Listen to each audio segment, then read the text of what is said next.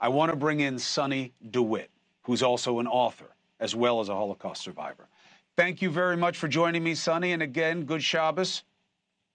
Good Shabbos to you. Thank you very much for inviting me. So, Susanne, did you expect trouble when you saw who was there, and what did you make of what was being said to you? Yes, I did expect trouble. I had spoken the previous week, and it did not surprise me.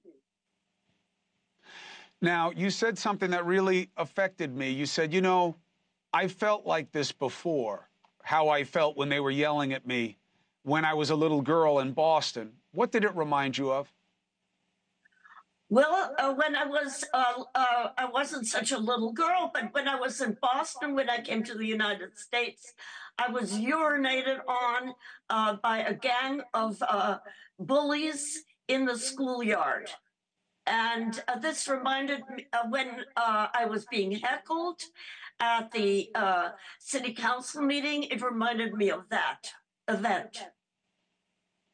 I'm very sorry about this, because it doesn't matter about the positions or the politics. It's about how we care about each other as human beings. What is your worry after being in the country for so long, which is supposed to be a safe haven? What is your concern today? I'm very concerned about the existential threat to Jews in the world. There are only 15 million Jews in the world, and I see a huge rise in anti-Semitism. Israel is a safe haven for the Jews, and Hamas is determined to destroy Israel. So we have nowhere to go if anti-Semitism in the world increases. That is my concern.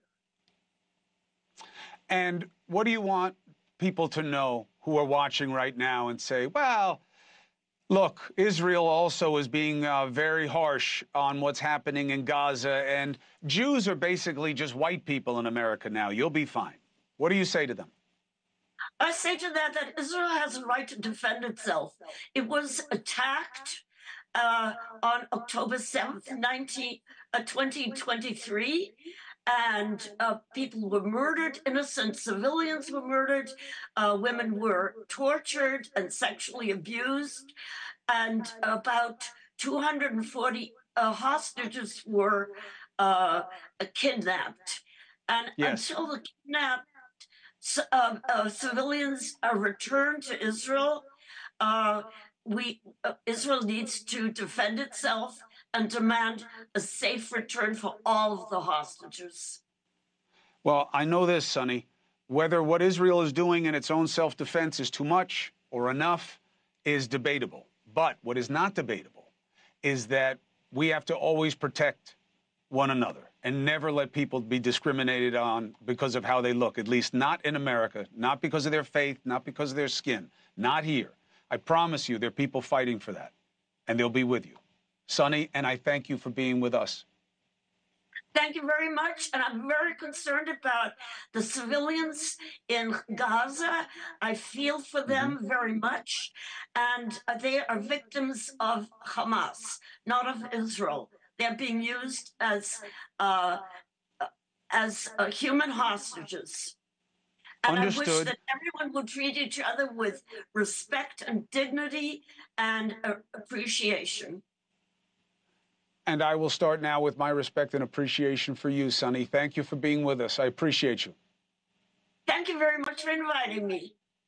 Hey, thank you for watching. Please go to newsnationnow.com, newsnationnow.com, and you can find NewsNation on your television provider. And don't forget to click the red subscribe button down below. Then you will get more of NewsNation's fact-driven coverage.